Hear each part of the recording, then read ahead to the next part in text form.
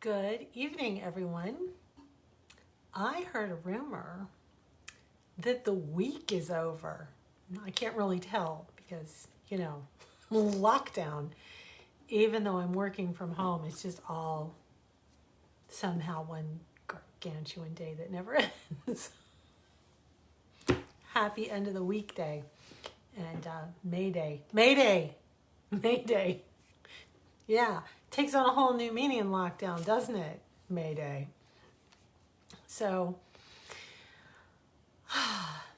I have been thinking today, and as I look through the fables that I have left from these two books to read, as it turns out, I have two stories about cats tonight. And as I've said before, I don't have a plan. Every day I go through the fables and I pair them up and I try and make them work. And today's just, once again, made themselves work. So what I've found is the theme. The theme that I get from this, you're going to get your own themes from these, I'm sure. But the theme that I got from what we're about to read tonight is that while we celebrate what's unique about ourselves, we also find that there are some things that are unique to us that we need to overcome. So being different, being unique, having special gifts and talents are all things to celebrate. I found in my family that we got a couple extra gifts in the bag that we wanted to find the receipts for and give back. So there's some things that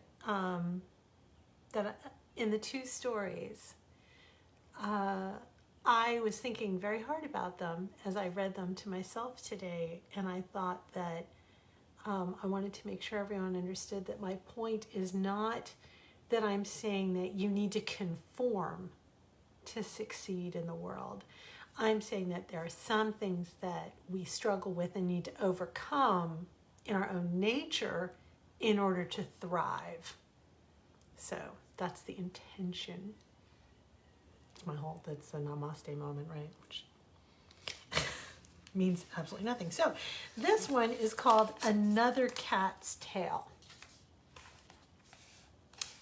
Fee was a very sleek, very fancy black cat. She spent her days being pampered and cared for by her partner, Ted. Ted had been an alley cat, tough Tom cat, fought his way from the sidewalk to the velvet pillow by the fire. A number of kittens wished to be his mate, but he had chosen Fee. Nobody really knew where Fee had come from. They only knew that she was generous and was known by all to be friendly and fun-loving. True, she was vain, always looking in mirrors, and not allowing others to touch her shiny black fur. But that was far outweighed by her good qualities. Fee never went out in the rain. Fee never sat out in the sun. She said those things tarnished her gleaming coat. Ted was very protective of Fee and catered to these odd whims. If my Fee needs to be dry, she shall be dry, he said. Fee is delicate and special, and we must respect her special needs. A few were jealous of Fee and her good fortune. Some felt her false and standoffish. Still others envied her rich meals and the way that she always seemed to land on her feet. Oh, she's so perfect, said Kit. If only I could be like her. Well, she has everything anyone could ever want, moaned Muse. My life is so poor compared to hers. I must not be worthy of such grace. Only one who's truly good could ever be granted such riches. I'm going to have to work harder on myself. They all saw her wealth and her comfort, but none looked at Fee herself too closely. Every creature has its flaws, said old Tabitha to the younger kiddies. Put away your envy. We each have many lives, some of them more pleasant than others. One day, when Fee was out walking in town, there was a terrible commotion in the square. Skunk! Somebody shrieked. Kill it! Kill it! Drive it off! Drive it off! Quick as a flash, a large male skunk streaked down the lane, slammed straight into Fee, knocking her flat on her back. When she recovered, she looked up and she recognized her old friend, Danilo. For a moment, he did not know whom he'd bumped into, but then he recognized her. Come with me, he said, as he helped her to her feet. Run away with me. Come, run free in the woods. Now, Fee had a problem. For the fact of the matter was that Fee, well, she wasn't a cat at all, but a skunk in disguise. Being knocked down had caused her to become angry. And becoming angry had caused her to give off that old skunky odor. Also, landing on her back had rubbed the black dye from her fur and exposed a bit of her own white stripe. Fee had spent her young life running and hiding from the others who could not stand her terrible temper and the resulting bad smell. Then one day Ted came along, and he saw something special in her. He did not see a skunk or a terrible temper. When he looked at Fee, he saw an exotic beauty that he could save from a life of fear, sadness, and mistakes. And Ted had a fine idea. He spent many years training Fee, teaching her how to control her bad habits. He covered her scent with the finest perfume, and he was sure that she was bathed in beautiful oils that smelled of fresh flowers, and he thought that he had tamed her. He had her fur dyed the purest black to hide the skunk's white stripe. He loved her with all his heart. He wanted to keep her safe. But unfortunately, it had been all Ted's idea, and Fee had gone along with it just to make him happy and to gain her warm pillow by the fire and the fine meals. But Fee longed for her old life. She was tired of hiding her true nature. While she loved the attention and the care, a part of her just wanted to be back on the streets, running free, where she never had to work at being sweet in nature or in scent. There had even been a few times lately when her temper had gotten the better of her and she had begun to smell a little bit like her old self. She had worked hard to cover this up. But seeing Danilo again, having part of her stripe showing again, well, that was just too much for Fee. She turned tail and she ran off with him. And for days and weeks they ran wild, while Ted just sat by the fire and worried himself sick over her. She has gone back to the wild life, he said to Tabitha. I will never find another to love as I've loved her. If she comes back, I will just do anything to keep her. This gave Tabitha an idea. Well, you have given your all, old friend, she said, but I have a better plan. So it was that Tabitha made Ted over by dyeing his fur from tan to black, painting a white stripe down his back. And then she took a collection of foul-smelling herbs and mixed it together to rub into his fur. Oh, the smell! Oh, tell me again why I'm doing this, Ted said, holding his nose. I hate this. I can't wait to take a bath. Tabitha laughed and she said, well, she changed for you. Now you've changed for her. You do not like yourself this way any more than she liked herself your way. Now that you've seen things from her view, perhaps you can help Fee decide to change for the right reasons. Ted went out and he ran to the woods to look for Fee. He found her sitting by a stream looking sadly at her reflection.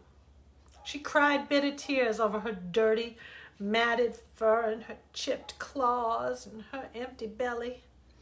And when she heard a rustling behind her, she turned and she saw a male skunk standing there. But he looked kind of familiar. "Go away," she said. I want to be alone." Ted looked at what she had become, and he felt a deep sadness, but still, he knew that he must try one last time to convince her to change. "If you like loneliness so much, why did you spend so much time as a fine lady cat, living a happy life filled with family and friends?" he asked her. Fee's eyes grew wide when she realized who the other skunk was. She felt angry that he found out, and then she felt ashamed. "Well, I am sorry," she said. I just cannot resist. It's my nature to be a skunk." Ted stood beside her. "I see," he said. "Well, then I shall become a skunk and I shall join you." Fee didn't like this idea. Ted was always very practical, and even as a skunk, he would surely insist that she be an honest and good-tempered skunk, and that was going to be more work than she wanted to do. "Well, you look ridiculous. I liked you the old way better," she said. You go home." He smiled and said, "Well, come with me." Fee became furious and she shrieked, "I don't want to go back. I hate baths. I hate the water. It's all too much work," she said. But if you want, you can bring me my meals here in the woods, and you can send over my velvet pillow." "Thank you." Ted considered this for a moment, and then he shook his head. "No, my dear," he said. "Those are things for house cats, not wood skunks. You'll have to do better than that, and for the right reasons. You do it because you want to change, not because you want what the change gives you." Fee shook her head, stomped her paws, and she made awful noises. When that did not work, she began to cry and howl. Still no luck. Fee was confused. She enjoyed running wild, but she had many moments when she missed Ted and her friends at home. She missed having a home, and not just the pillow and the fire, but the feeling of being home. At last, Fee went home with Ted. Still confused and ashamed, she pouted and she cried for days. She refused to eat or bathe, but Ted would not give up on the one that he loved with all his heart and his soul. Each day he set the food on the table and he drew a bath, and each day he sang her songs and read aloud stories of peace and joy. Day by day, Fee began to lose her anger. She forgot her longing, and she began to remember what she really liked about her life with Ted. She remembered the quiet nights by the fire. She thought about how he had loved her, no matter how she looked or smelled or behaved. She thought about all the friends she'd made as a true and constant creature of habit, and suddenly Fee wanted to change. But still, she didn't know how. But late one night, Fee went back to the woods, and she sat by the stream and she asked for help to change. The calm, moonlit water beside her came alive and began to bubble and froth like the bath at home. It said, "Come to me. I will wash you in love, take away your anger and fear and your longing." Fee bristled, for polecats, like other cats, hate the water. The water said to her, "Do you really and truly want to change? Do you want to be a new creature after this day?" She thought about Ted and her friends. She recalled the sadness that she'd caused and all the sadness she felt at her own failure. "Yes," she said, and she truly meant it. Carefully, Fee stepped into the frothing waters. It felt wonderful and warm and clean. She closed her eyes and she dipped her head under the water. And when she surfaced, She felt calm. She'd never known before. No more longing, no more anger. For the first time, Fee knew what it was to have true joy and hope. The water calmed too, and it became still as glass.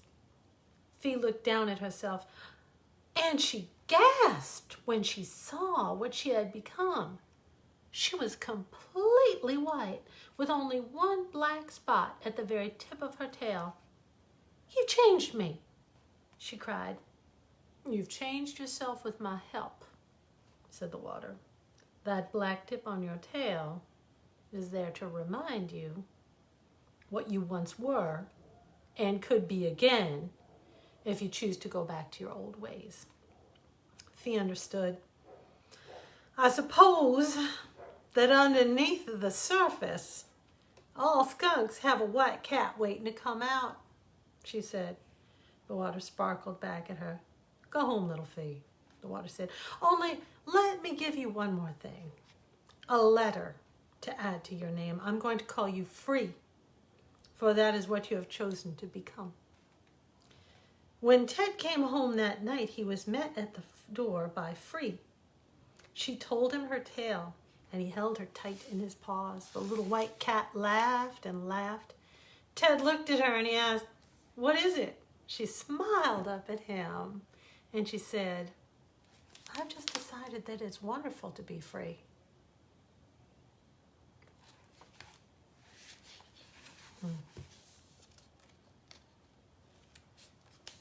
It's interesting to me how being free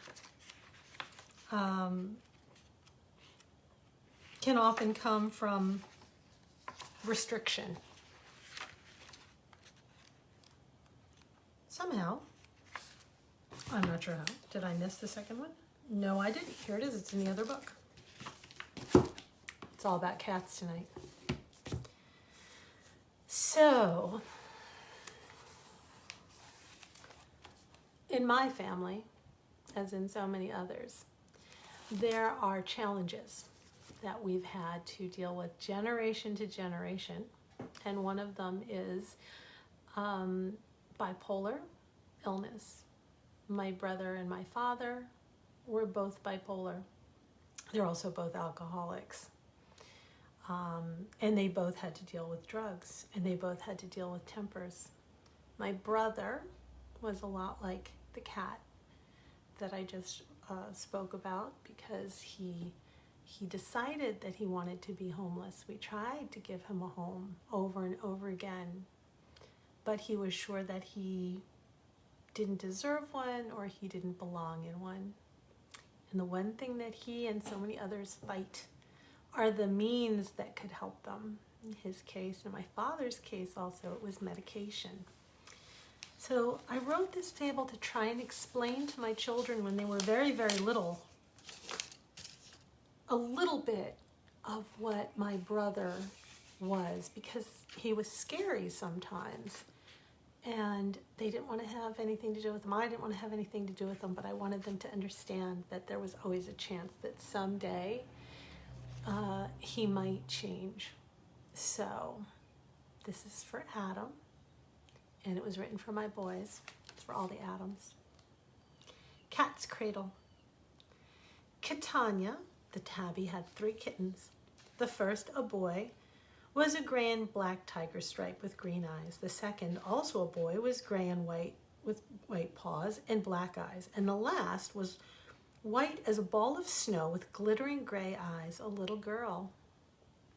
It wasn't long before the 3 little kittens were romping and playing with each other. All 3 were smart and fast. They made their mother very proud indeed. As time went by, however, the mother began to notice that the little white kitten had grown quiet and drawn away from the others. Worried that it might be ill, Catania took the kitten to Dr. Tom. He poked and prodded and found that the kitten was well and healthy after all. Just a phase, he reassured Catania. Mothers worry too much about their kittens. The little white kitten spent more and more time away from others. The kitten kept to herself in the corner of the basket. More often than she liked to admit, Catania found her little one curled beneath the covers in fear of the world. At first she was sympathetic, but by the time the kitten became a young cat, Catania was at her wit's end. "Get out and see the world," she yelled. There's nothing to be afraid of." But it was not to be. The young cat dug her claws into the mattress and refused to be drawn out. Because the white cat took up so much of Catania's time, her two sons had grown resentful of the kitten and teased it unmercifully. "Scaredy cat, fraidy cat, afraid of this, afraid of that," they chattered at her. They could not understand how a full-grown cat could lie about all day in bed and only come out for meals and trips to the litter box. To Whiteheart, for that was the cat's name, it was not laziness that kept her in bed. She wanted more than anything to go out and see the world. But it all seemed so huge and overwhelming. On sunny days, all she could see were the long, dangerous shadows cast by everything around her. On cloudy days, she hid from the sound of the rain, tapping angrily at the roof and battering at the windows. When her brothers were adopted and went to new homes to start their lives as house cats, she was left behind. She'd hidden under the bed and lashed out at the giant hands that had tried to snatch her. The poor creature had stayed flattened against the wall beneath the bed for days before her mother was finally able to coax her back out. And so it was that Whiteheart stayed with her mother. The only thing that she would do with her time was to weave yarn into her own creations. They were beautiful and fanciful, spun like cobwebs in varying shades. Some were somber in blue or gray, others were bold in red and yellow. All were miraculous. All were tucked away beneath the basket because Whiteheart was too frightened to show them for fear of what others might say. Years passed, and Catania grew old and sad. Her boys never visited because they didn't wish to see their sister. She frightened them. They were afraid that there, but for the grace of nature, went their lives. And when they looked at Whiteheart, they were afraid that someday, they might change and be like her. Finally, as her time to die drew near, Catania called her sons to come to be with her. "When I am gone, one of you must take your sister in," she said. The air immediately thickened by the caterwauling. "Ma," said Tig, the striped cat, "I have little ones at home. I can't take in a mad cat. Be reasonable. Leave her with Char to take care of." "Oh, no," cried Char the Gray. "Oh, no, not I. Last time I tried to talk to her, she bit me. No, she must fend for herself or go to a shelter." Not a shelter. They were the worst places on earth. Catania was in despair at the thought of her baby ending up in a place like that. After her boys had gone, she decided to go seek out old Dr. Tom and ask his advice. The old cat paced and considered. Then he brought out a bag of leaves and placed them carefully in a large pillowcase. "Now this may seem odd," he said, "but some of these cats have been found to come around after sleeping on a catnip pillow. It somehow lightens their moods and it helps them to go out into the world." Desperate for any relief, Catania took the pillow home and gave it to Whiteheart. At first she was suspicious of this new thing in her basket. But by and by, she came to sleep on it.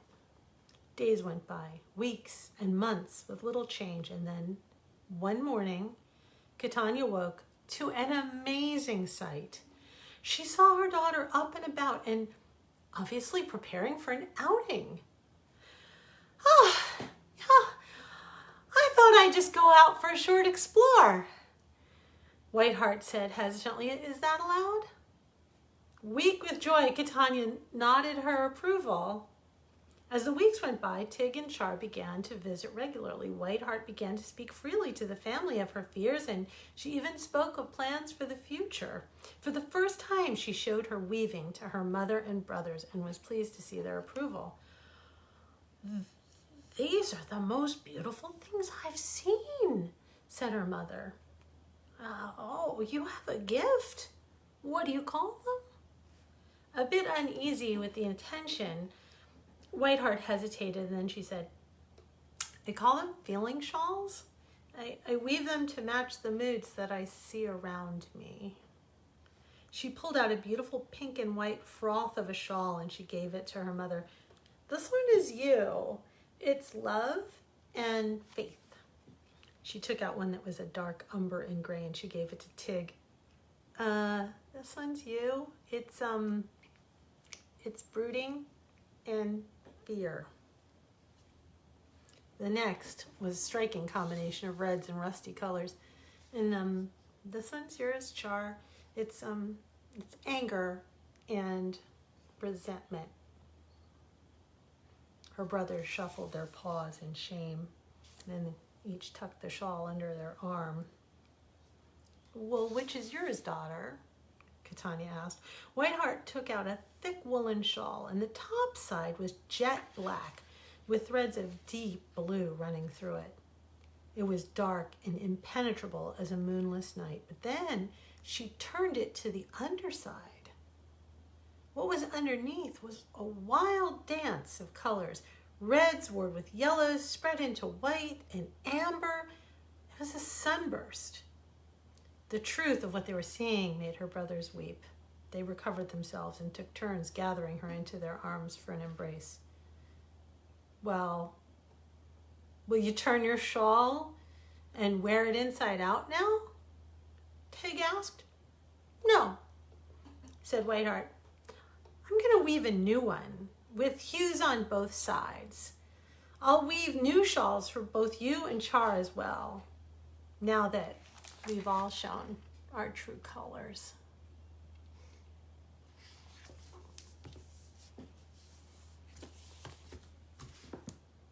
True colors always seems to be such a negative phrase. But when I was writing that one, I was thinking that we really don't show all of our colors because we're worried people will judge them, or they won't be the right colors, or they'll clash with other people's colors. We were never able to reach my brother. We lost him. But he's still with me. He's in these stories. And every time I meet somebody that I see who's struggling with anything from being introverted, like I am, believe it or not. Yeah, I took one of those tests, and the reality is I'm an introvert. I've spent my whole life trying very, very hard to be an extrovert, but the whole lockdown thing works just fine for me. It's good. I don't have to go out. So yeah, I changed my shawl a long time ago to reflect different colors. But all the colors you are beautiful. Even the dark ones, even the ones that cover up the bright ones. I hope that you'll show all of your true colors during lockdown and ever after. Thank you for being here tonight. See you tomorrow night.